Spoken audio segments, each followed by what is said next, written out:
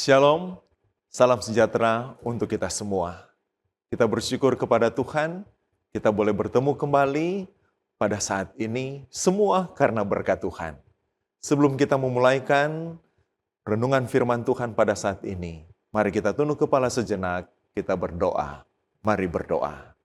Tuhan penuh kasih, kami bersyukur atas setiap berkat dan kebaikan Tuhan dalam kehidupan kami. Saat ini Bapa, ada waktu yang kami dapat gunakan untuk merenungkan firman Tuhan. Kiranya Tuhan memberkati kami semua dengan tuntunan kuasa Roh Kudus-Mu, agar kami dapat mengerti firman ini dan boleh menjadi berkat dan kekuatan dalam kehidupan kami. Tuntun hamba-Mu juga, sehingga hamba-Mu dapat menyampaikan firman seturut dengan kehendak-Mu. Bersabdalah Tuhan, kami siap untuk mendengarkannya. Dalam Yesus Kristus kami berdoa. Amin. Saudaraku yang kekasih dalam Tuhan kita Yesus Kristus, firman Tuhan pada saat ini dengan judul Titik GPS Menuju Yesus. Firman Tuhan pada saat ini, pendeta mengambilnya di dalam sebuah kisah yang tercatat dalam kitab Injil Markus.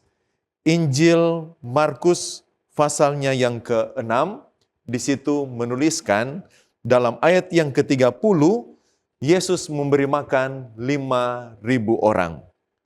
Panjang kisahnya di dalam cerita bagaimana Yesus memberi makan 5.000 orang dari pasal 6 di ayatnya yang ke-30 sampai ayatnya yang ke-44.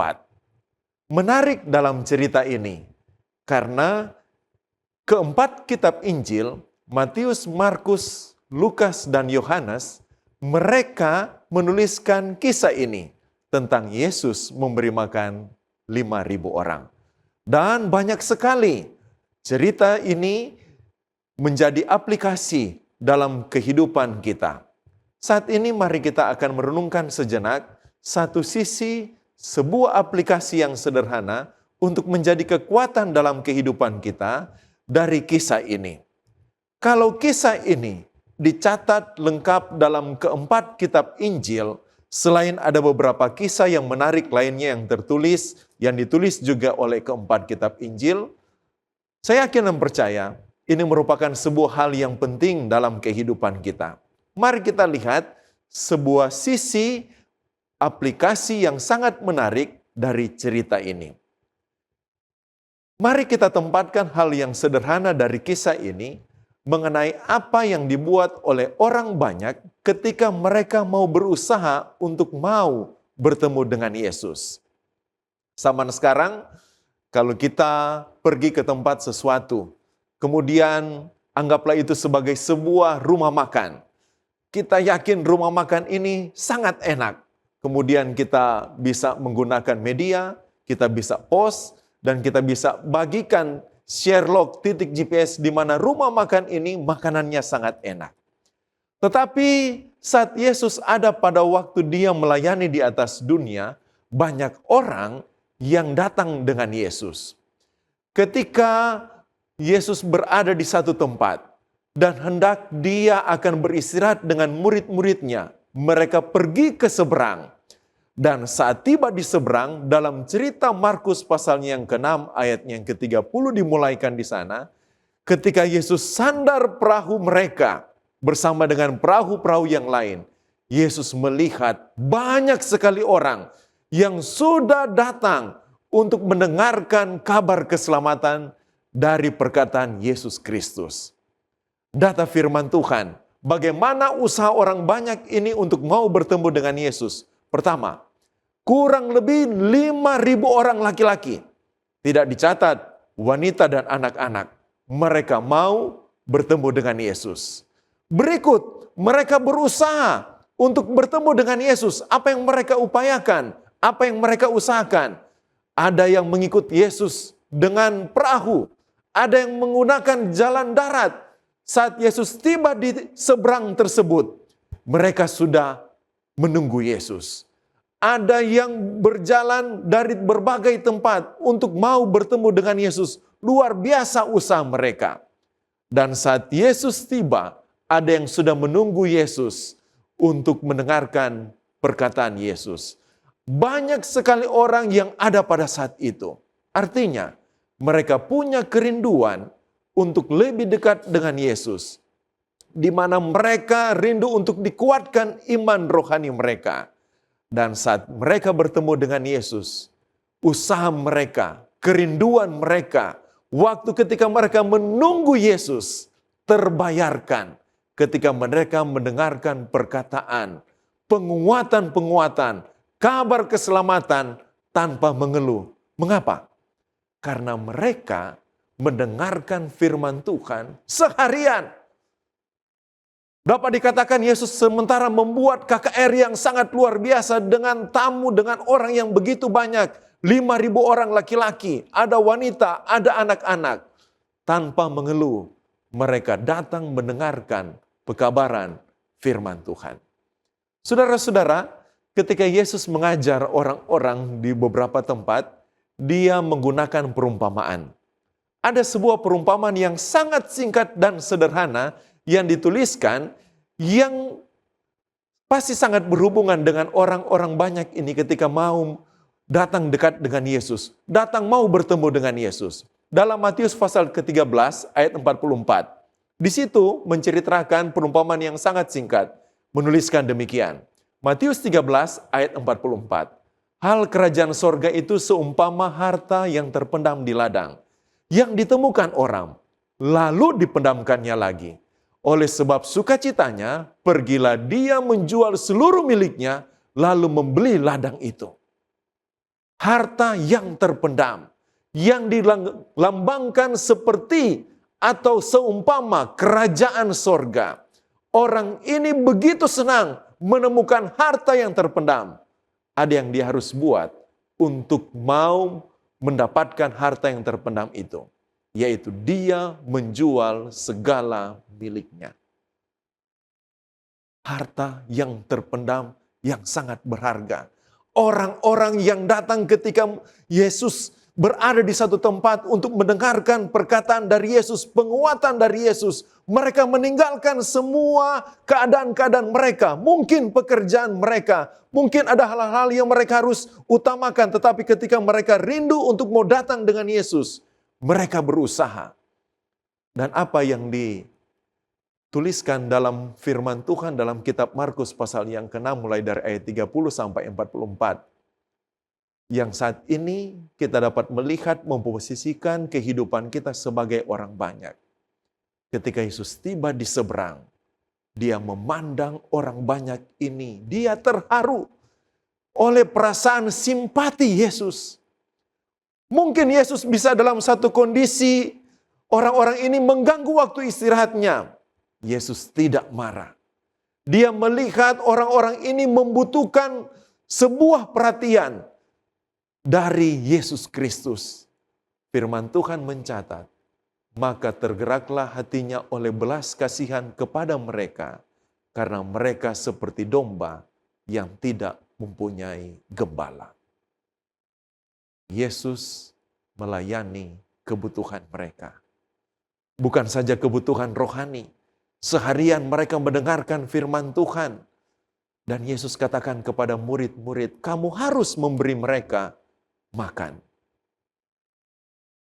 Saudara-saudara yang kekasih dalam Tuhan kita Yesus Kristus, sejenak saat ini, mari kita diajak untuk melihat titik GPS mau bertemu dengan Yesus. Secara fisik, Yesus tidak ada saat ini. Tetapi dia merindukan saya dan saudara untuk mau bertemu dengannya. Ketika Yesus membuat mujizat yang sangat luar biasa, dari 5.000 orang yang hadir saat itu, dengan memberi makan mereka dari 5 ketul roti dan 2 ekor ikan, Yesus tidak pernah mengadakan mujizat ini untuk keperluan orang banyak, bahwa mujizat ini bersifat sesuatu hal yang harus mendapatkan perhatian orang banyak. Tidak. Mujizat yang dibuat Yesus, dia rindu agar orang banyak terfokus kepada kehidupan Allah Bapa di sorga. ketika mereka menggantungkan kehidupan mereka kepada Allah Bapa di sorga, maka Allah Bapa di sorga akan melihat kebutuhan mereka. Mereka sudah meninggalkan apa yang menjadi prioritas mereka. Prioritas yang utama pada saat itu, mereka harus bertemu dengan Yesus.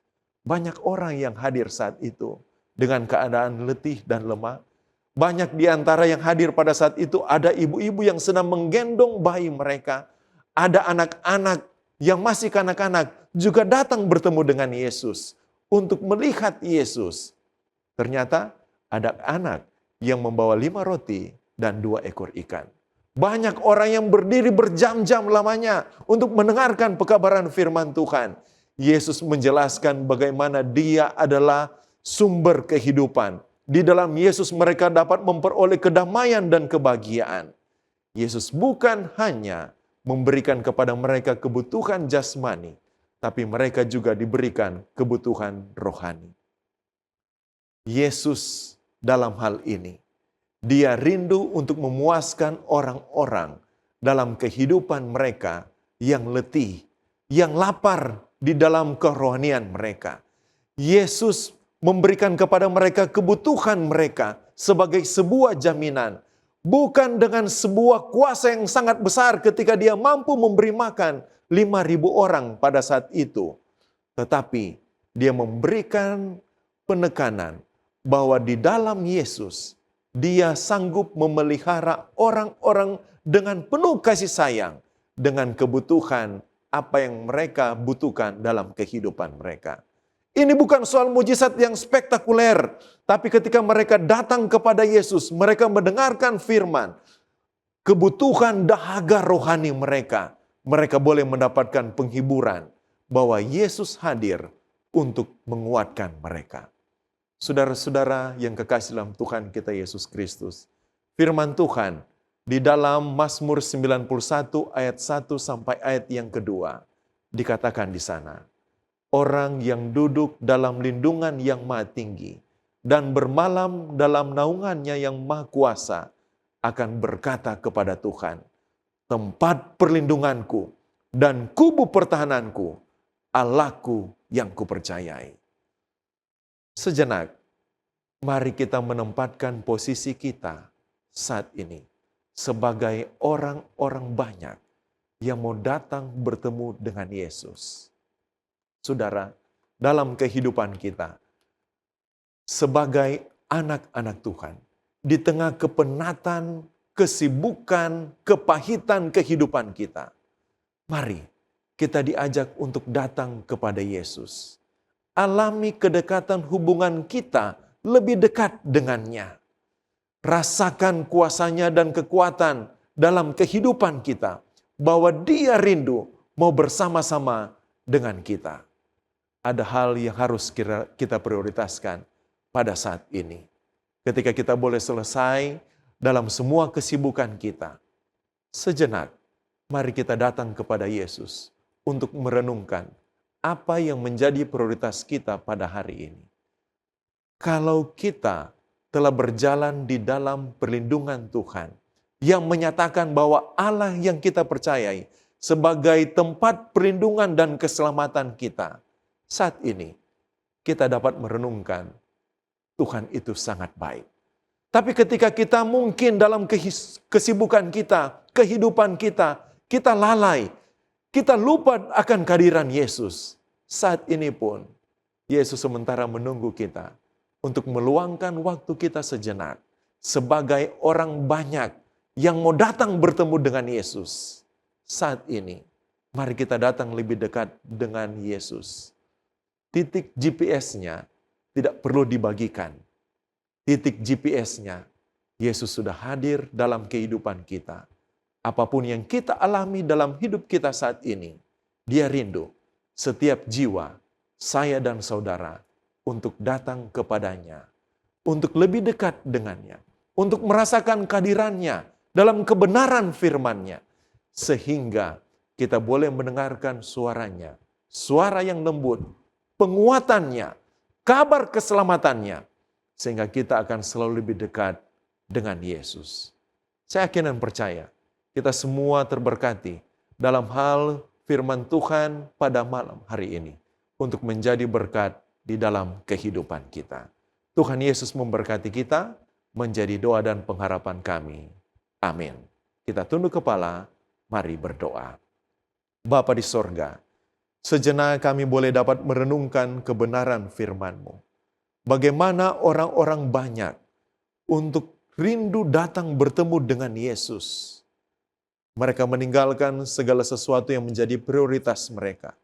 Mereka rindu untuk datang dekat dengan Yesus, untuk mendengarkan penguatan, kuasa firman, bahkan kabar keselamatan. Seharian penuh mereka melalaikan apa yang menjadi kebutuhan fisik mereka. Tapi rohani mereka dikuatkan dan Yesus menyediakan kebutuhan mereka.